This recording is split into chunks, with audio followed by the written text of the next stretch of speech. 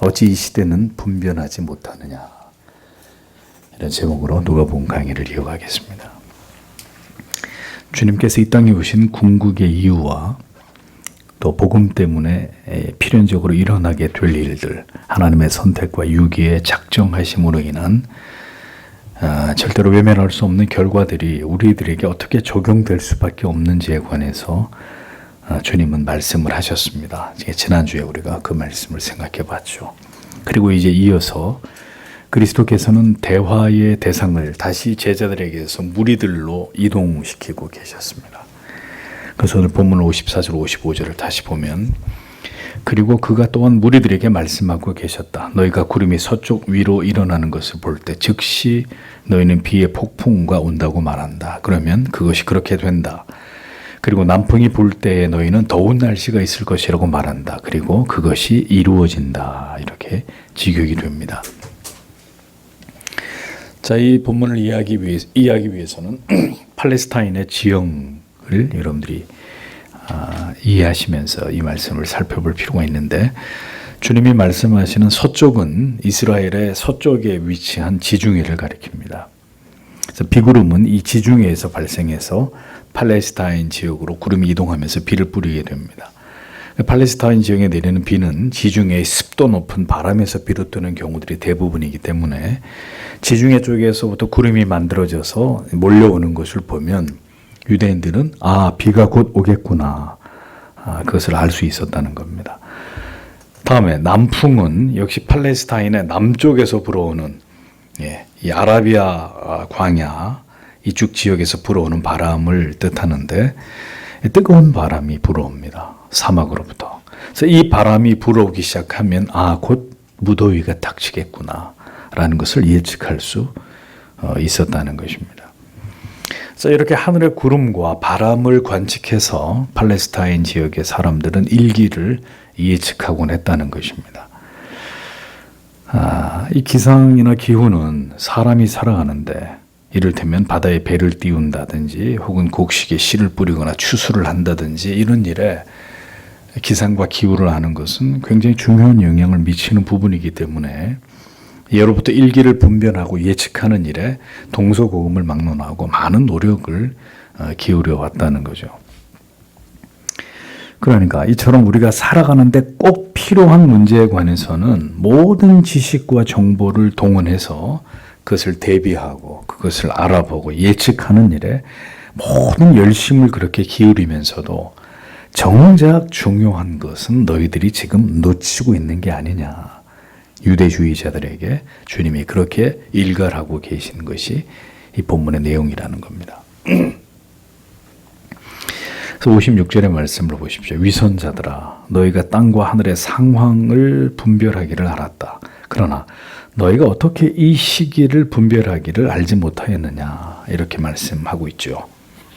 주님께서는 유대주의자들, 무엇보다도 유대주의 종교 지도자들에 대한 책망과 비판의 수위를 복음서 안에서 내내 이렇게 항상 높이셨는데, 그 이유가 무엇 때문인지를 우리가 생각해 볼 필요가 있는 것입니다. 그러면서 주님이 그들에게 뭐라고 하십니까? 외식하는 자요, 이렇게 부르잖아요.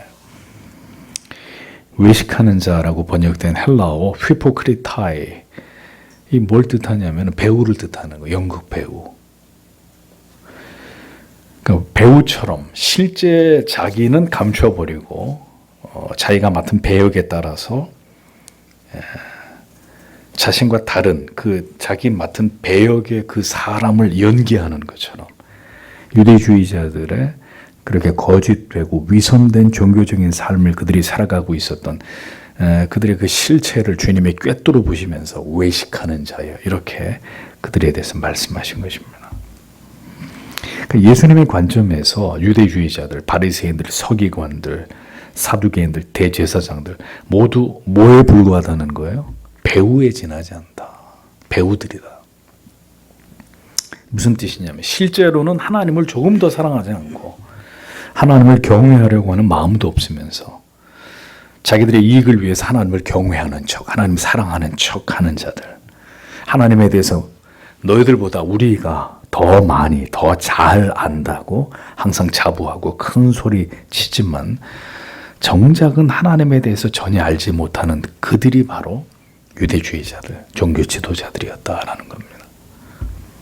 천상의 기상은 분별하면서도 그들이 살아가고 있는 지금 이 시대에 그들 눈앞에 메시아가 와 계시고 하나님의 위대한 구속의 역사가 이렇게 그들 앞에 펼쳐지고 있는데도 그들은 전혀 지금 자기들 눈앞에 누가 계시고 그를 통해 어떤 일들이 지금 역사 가운데 이 위대한 구원의 역사가 펼쳐지고 있는지를 전혀 깨닫지 못하고 있었다는 거죠. 오히려 예수 그리스도와 그를 믿는 자들을 핍박하고 박해하고 있었다. 네. 그들이 유대주의자들이었다는 것입니다. 세상이 어떻게 돌아가고 있는지, 이 세상에서 우리의 이익을 위해서 우리가 어떻게 살아야 되는지, 오늘의 상황과 우리가 살아가는 일에 대해서 현실적인 모든 필요를 채우는 일이나 우리가 어떻게 처세를 해야 되는지, 어떻게 직장을 구하고 어떻게 공부를 하고 어떻게 잘 먹고 잘 살 수 있는지를 잘 파악하고 어떻게 재산을 증식시켜야 되는지 분석하고 대응하고 이런 건 참 잘한다는 거죠. 우리가. 근데 우리 영혼의 상태와 우리의 신앙의 문제점에 대해서는 그것을 올바로 인식하고 내 믿음을 올바로 지키기 위해서는 하나님 앞에 전혀 진지한 노력을 하지 않는다면, 그리고 주일이 되면 교회만 열심히 나오는 그런 교인의 모습을 우리가 가지고 있다면, 그러면 오늘 주님이 말씀하신 대로 우리 또한 유대주의자들과 전혀 다를 바가 없는 가식적이고 형식적인 위선적인 이런 신앙을 가진 자들이 아닐 수 없다는 것입니다.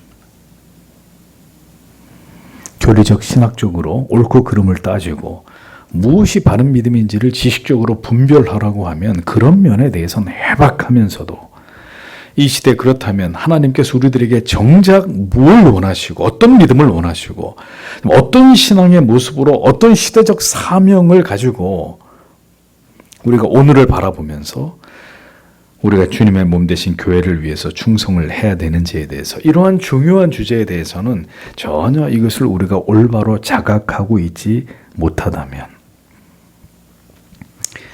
그럼 우리 또한 하나님을 올바로 신앙하고 있는 자들인지를 돌이켜볼 필요가 있다는 겁니다.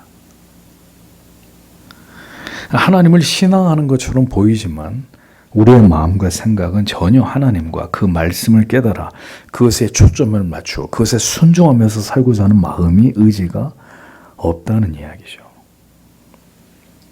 악한 시대를 분별하면서 진정으로 하나님이 기뻐하시는 신자의 삶을 살아내는 것에는 우리의 삶의 초점이 맞춰져 있지 않다면, 만일 그렇다면, 그러면 그런 사람들이 바로 외식하는 자들이 될 수 있다는 얘기입니다. 마음과 뜻과 생명 다해서 하나님을 사랑하고 하나님의 뜻을 분별하고 순종하는 것이 무엇보다도 하나님께서 기뻐하시는 믿음이라는 것을 우리는 절대로 잊어서는 안 됩니다. 하나님을 신앙하는 외형적 모습만 갖추고 있는 종교인이 돼서는 안 됩니다. 하나님을 진정으로 경외하고 사랑하는 그리스도인이 되어야 합니다.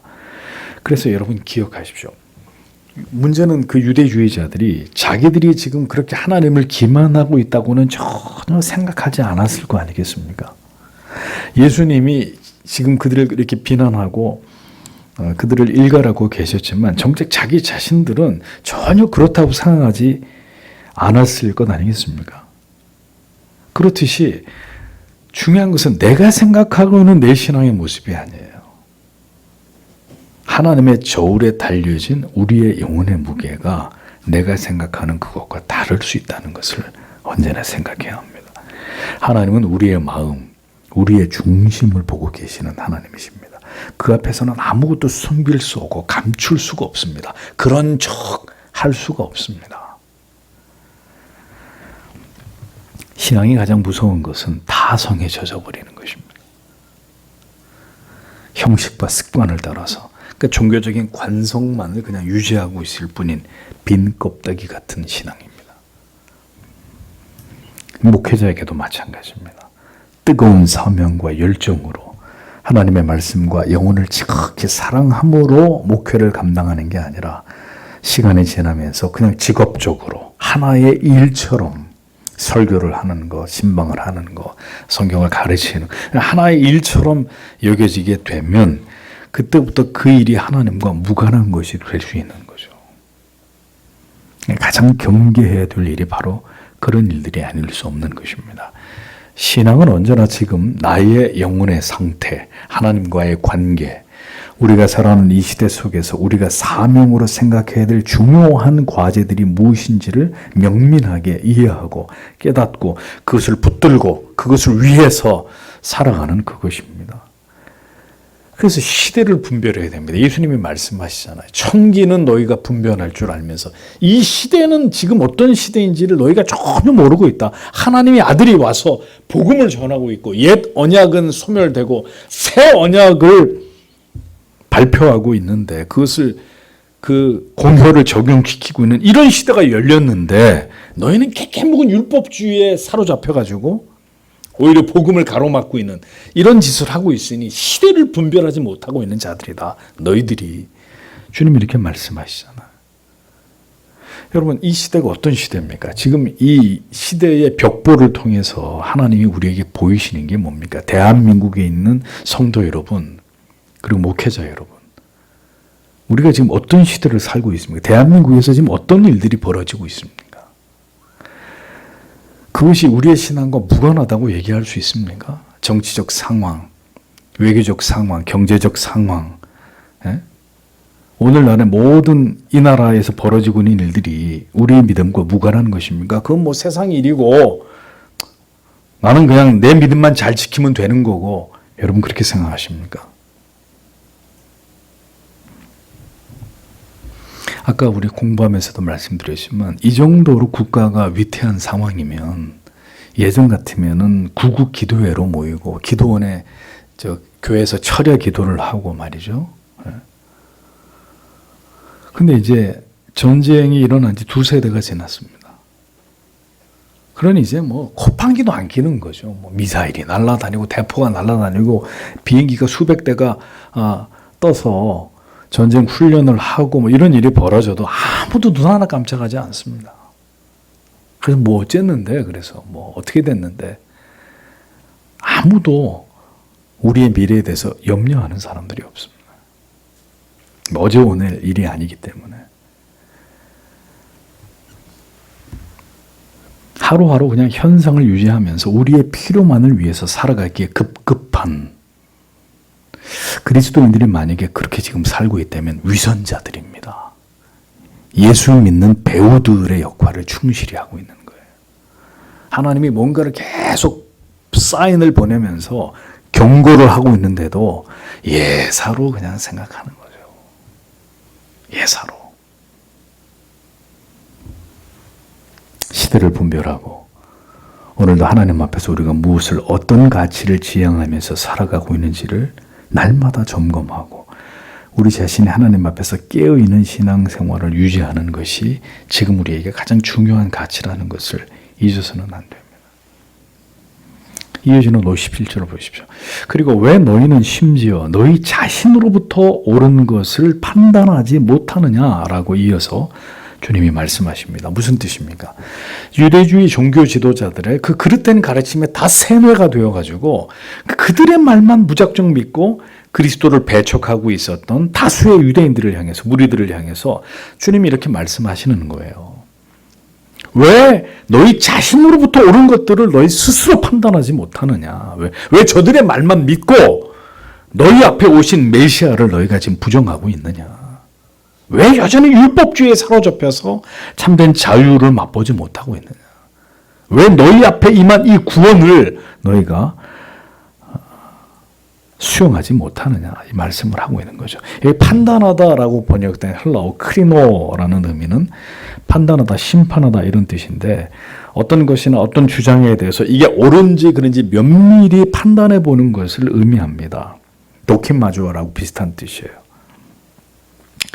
예수님께서 유대주의 종교 지도자들의 가르침만을 믿고 그들의 말을 맹목적으로 추종하고 있는 유대인들에게 이렇게 질타한 것입니다. 왜 너희의 판단, 너희가 옳은 판단을 하지 못하고 저 거짓된 자들의 말에 부하내동하고 있느냐? 왜 너희가 스스로 옳은 것을 판단할 수 없느냐? 말씀하시는 거죠. 복음을 듣고 그것이 과연 그러한 것인지를 상고하고 분별해서 무엇이 진정으로 옳고 그른지를 판단해서 바른 복음, 바른 믿음을 견지해야 될 사명과 책임이 성도 여러분들에게 있다라는 것을 명심하셔야 됩니다. 여러분들께서 유념하셔야 되는 것은 시대마다 반드시 올바른 신앙에서 벗어나게 하는 그릇된 가르침들이 유행했다는 거죠. 신앙의 그릇된 행태들, 어떤 새로운 신앙의 패러다임들이 나와가지고 그런 것들이 계속 시대마다 출현하면서 유행을 만들어내는 거죠. 잘못된 믿음의 길로 다수의 어리석은 사람들을 이끌어 간다는 겁니다. 지금도 마찬가지잖아요. 그러니까 언제나 거짓 교사들, 거짓된 가르침들, 거짓된 어용 종교 지도자들을 통해서 영적 혼탁함과 혼란이 계속해서 일어났던 것은 교회가 이 땅에 생긴 이후로 지금까지 계속 되어 오고 있는 문제라는 것을 우리는 분명히 인식할 필요가 있습니다. 그렇기 때문에 마지막 때가 될수록 이미 우리가 알고 있는 바와 같이 온갖 불건전한 유사 믿음과 같은 이런 그릇된 기독교의 그릇된 가치들에 대해서 현혹되지 말아야 된다는 것입니다. 성경과 참된 교리에서 벗어난 사이비 이단들, 이런 신앙에 얼마나 많은 영혼들이 유린되고 믿음이 아닌 길로 그것이 진리라고 믿는 이런 무지 속에서 오늘도 방황하고 있는지를 보십시오. 마지막 때가 되면 더 많은 그런 일들이 일어납니다. 믿음이 아닌 것을 믿음이라고 여기고 구원이 아닌 것을 구원이라고 여기고 진리에서 벗어난 것을 진리처럼 추종하는 안타까운 일들이 항상 역사 속에 반복되어 왔고 마지막 때는 적그리스도가 출현하면서 이 일이 매우 더 광범위하게 더 강력하게 전 세계를 휩쓸게 된다라는 거죠. 그렇기 때문에 성경과 올바른 교리를 통해서 우리는 분별할 필요가 있는 것입니다. 무엇이 진정으로 성경이 말씀하고 있는 그 믿음인지를 깨닫고 지식만 붙들고 있는 영혼이 차갑게 굳어버린 이런 어리석은 자들이 아니라 진심으로 가슴으로 영혼으로 뜨겁게 하나님의 말씀을 사랑하고 그리스도의 몸이신 이 교회를 사랑하는 그런 성도들이 되셔야 됩니다. 이제는 믿는 척 하는 것으로는 안 됩니다. 차든지 더웁든지 둘 중 하나를 선택해야 돼요. 이제는 신자의 코스프레를 더 이상 할 수 없는 시대가 옵니다. 모든 것이 그 정체가 다 드러나게 되는 때가 온단 말입니다. 다음으로 주님께서는 또 한 가지의 교훈을 비유적으로 설명하고 계십니다. 58절, 59절을 보겠습니다. 왜냐하면 네가 너의 적과 더불어 법관에게 갈 때 길에서 너는 그로부터 구출받도록 애쓰라. 그가 너를 재판관에게 끌어가고 재판관이 너를 관리에게 넘겨주고 관리가 너를 감옥으로 던져넣지 않도록 내가 너에게 말한다. 마지막 렙돈까지도 네가 갚을 때까지 결코 네가 거기서 나오지 못한다. 이렇게 주님이 말씀하셨어요. 그런데 이 말씀은 이 고소나 재판에 대한 문제에 관해서 교훈하고 있는 말씀이 아닙니다. 죄를 지은 사람은 고소를 받아서 법관 앞에 서기 전에 먼저 화해를 하고 그렇게 재판을 받지 않기 위해서 사전에 최선을 다해 노력을 해야 된다. 이렇게 말씀하고 있는데 핵심은 그게 아니에요. 결국 재판장에 나아가서 판사가 형을 선고하게 되면 옥에 갇히게 되는 결말에 이르게 되는데 거기까지 가지 않도록 힘써야 된다. 주님이 지금 이런 말씀을 하고 있잖아요. 무리들에게. 근데 이 말씀의 진의는 바로 하나님께서 그의 아들을 통해서 우리의 모든 죄를 사하시고 사면의 길을 활짝 열어놓고 회개할 기회를 주셨는데 그 기회를 붙들지 않고 끝내 복음을 거부하게 되면 결국 너의 모든 죄들이 낱낱이 심판대 앞에서 드러나게 될 날이 임하게 될 것이고 그렇게 되면 그 결과는 영원한 지옥의 형벌에 처해지게 될 것임을 깨달아서 속히 하나님과 화해할 수 있는 길을 예수 그리스도를 통해 주시는 이 구원의 은총을 그대들이 다 얻기를 바란다. 그런 뜻입니다.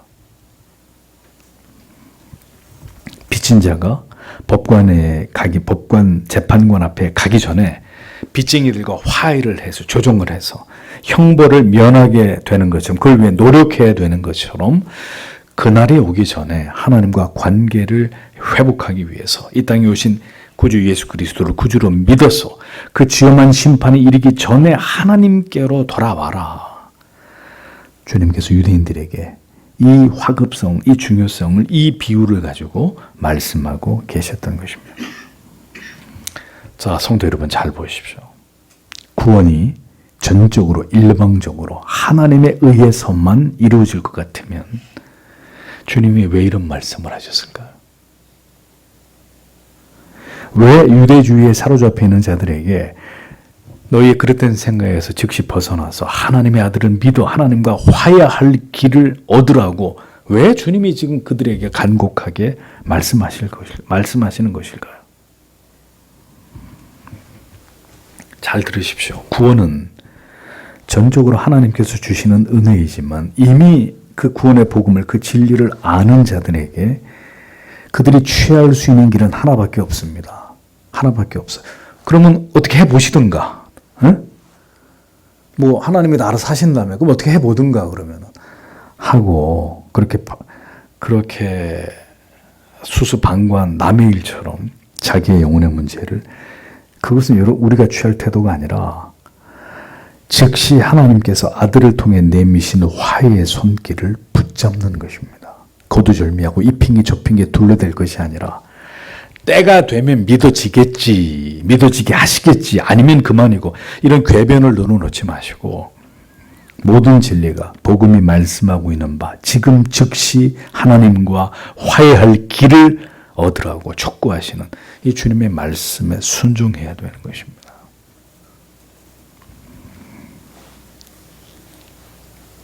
호리는 렙돈을 가리킵니다. 렙돈은 구리동전인데 유대인들이 쓰는 화폐 단위 중에 제일 낮은 거예요. 제일 값어치가 낮은 금액을 가리킵니다. 근데 빚진 것이 한 렙돈이라도 다 갚지 않으면 절대로 감옥에서 나올 수 없다. 이게 뭐예요? 하나님의 공의라는 거예요. 너희의 죄가 아주 작은 죄라 할지라도 그 죄를 예수 그리스도를 통해 사함받지 못하면 너는 절대로 영벌에서 벗어날 수 없어. 그 얘기거든요. 영원한 지옥의 두려운 형벌에서 벗어나지 못해. 내 아들 예수 그리스도, 그를 믿는 믿음이 아니라면.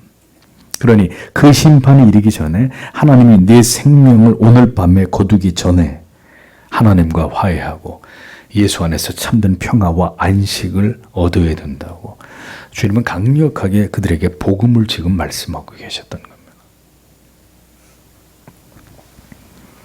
주님의 말씀을 잘 보십시오. 때로는 마치 구원의 문제가 우리의 선택에 있는 듯이, 우리의 의지에 있는 듯이 말씀하고 있습니다. 이게 복음입니다.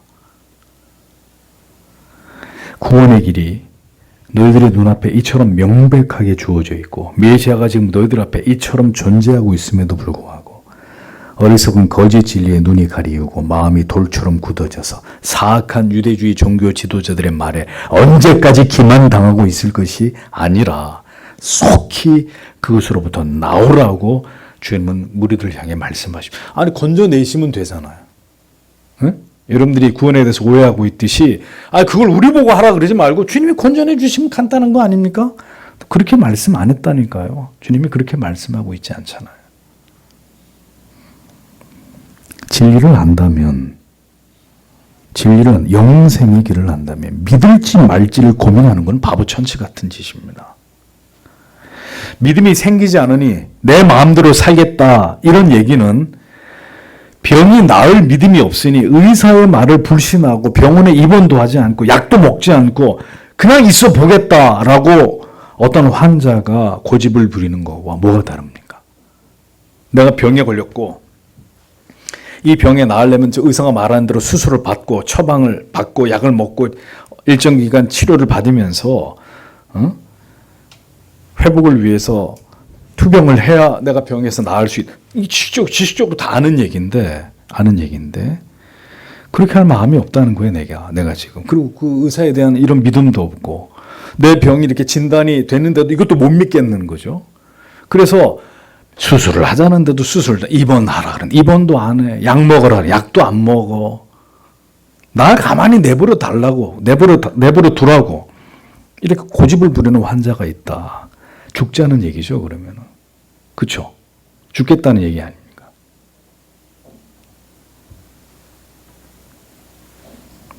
살 길을 안다면 영생과 영벌을 진리가 분명히 말씀하고 있다면 무엇이 진정한 진리인지 구원의 길인지를 그토록 오랜 시간 동안 줄곧 당신에게 말씀해 왔다면 그 길로 가야 됩니다. 그 길로 가야 합니다. 다른 길은 없어요. 알고 있잖아요. 의심하지 말고 반항하는 마음이나 저항하는 마음 버리고 어리석게 그렇게 고집 부리지 말고 진리에 순종하고 그 길로 가야 합니다. 더 이상 세상에서 방황하거나 배회하지 말고 불순종의 자리에서 죄를 쌓아가지 말고 주님께로 나아가야 합니다. 긍휼히 여겨주시기를 구하면서 그 앞에 엎드려야 합니다. 그 길 외에는 없습니다. 부정하고 복음을 떠나든지 그렇게 할 수 없으면 그 복음에 붙들려야 합니다. 둘 중에 하나는. 그러기 위해서는 그 진리를 당신이 붙들어야 된다고요. 그 복음을 십자가를 붙잡아야 됩니다. 주님이 그렇게 말씀하고 계시지 않습니까? 제가 하는 얘기가 아니라. 오늘도 주께서 무리들에게 강조하시며 간곡하게 하신 말씀의 그 의미를 우리의 마음에 깊이 새기십시오. 우리는 우리의 생각과 느낌을 따라서 하나님을 믿는 자들이 아닙니다. 그럼 믿을지 말지를 결정하는 게 아닙니다. 우리 마음대로. 이게 지금 어떤 사느냐 죽느냐, 영생이냐, 영벌이냐, 지금 이 문제가 달린 문제 아닙니까? 필경 우리의 생각과 느낌을 따라서 가는 그 길은 구원과 멀어진 길이 될 것입니다. 그러니까 우리의 생각과 느낌이 아니라 진리가 복음이 말씀하고 있는 그 길로 가야죠. 무슨 뚱딴지 같은 거기에 내 생각이 내 느낌이 왜 필요합니까? 오직 성경이 복음이 말씀하고 있는 그 믿음의 길로 행하는 자들이 되어야 합니다. 안 믿어지세요? 그 마음의 반감과 저항심이 안 꺾여지세요? 그럼 이렇게 기도하세요. 저도 젊었을 때 그렇게 기도했어요. 다리 몽댕이를 부러뜨려서라도 하나님 깨닫게 해달라고. 한번 기도해 보세요. 그렇게. 진짜 다리 몽댕이를 부러뜨리는지 그렇게 안 하시는지 뭐 수가 날 거 아닙니까? 거기까지는 가봐야 될 거 아니에요. 이 진리가 오늘도 우리의 가는 길을 비추어 주고 우리가 가야 할 신앙의 방향을 지시해 주므로 흔들림 없이 그 길을 가도록 인도해 주시고 그리고 이 복음을 아직도 제대로 이해하지 못하는 자들에게 우리로 하여금 힘써 그들에게 이 말씀을 그대로 전하게 하셔서 그들도 이 진리가 말씀하는 그 구원의 길, 그 바른 믿음의 길로 행할 수 있도록 하나님 우리가 도구가 되어서 이 진리를 그들에게 전하고 그들을 그 흑암으로부터 건져낼 수 있도록 주님 오늘도 우리를 사용해 주십시오. 우리의 입에 담긴 이 복음을 통해서 저들을 구원의 길로 생명의 길로 인도해 주십시오. 오늘 저녁에도 이 주신 말씀을 생각하면서 다 함께 하나님 앞에 간절히 기도하고 돌아가도록 하겠습니다.